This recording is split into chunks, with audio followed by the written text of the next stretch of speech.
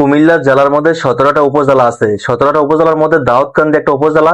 দাউদকান্দি উপজেলার একটা ইউনিয়ন হচ্ছে গরিপুর। তার আগে আমি একটা ভিডিওতে বলেছিলাম গরিপুরে 1 কাঠা জমির দাম 1 থেকে 1.5 কোটি টাকা। আসলে ওই ভিডিওতে অনেকগুলো কমেন্ট আসছে, অনেকে বাজে কমেন্ট করছে, আমি নাকি মিথ্যে ইনফরমেশন দিছি, নাকি সত্য নয়। আবার অনেকগুলো পজিটিভ কমেন্ট আসছে, আমার মনে হচ্ছে তারা গরিপুরের মানুষ। দেখেন, সাফায়েত ইসলাম বলছে, ভাই আমার বাড়ি গরিপুরে, আমাদের এখানে গরিপুর বাজারে 1 শতক জায়গার দাম 6 কোটি টাকা। আর তারপর আরেকজন বলছে, ভাই গরিপুরে 1 শতক জায়গার দাম 6 কোটি টাকা। অচেনা অতিথি। অবশ্যই কমেন্ট গুলো এখানে আমি দিয়ে দিব নিচে।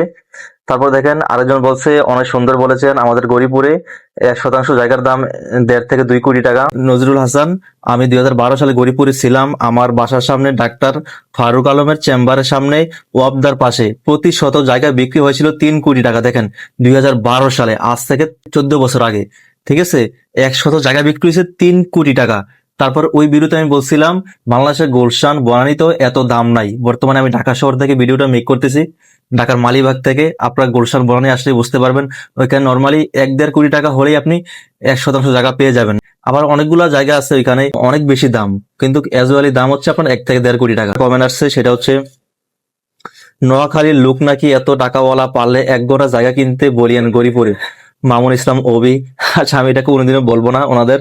তারপর দেখেন আরেকটা কমেন্ট আসছে, ভাই আপনি ভুল বলেছেন, কুমিল্লা জেলা দাউদকান্দি উপজেলা গরিপুরের একটা ইউনিয়ন পয়েন্টের জায়গার দাম হচ্ছে 2 কোটি টাকা। বুঝছেন, তার মানে কি বল, এখানে কমেন্ট করছে তারা ম্যাক্সিমাম গরিপুরের মানুষ। আসলে গরিপুরে জায়গার দাম এত টাকা।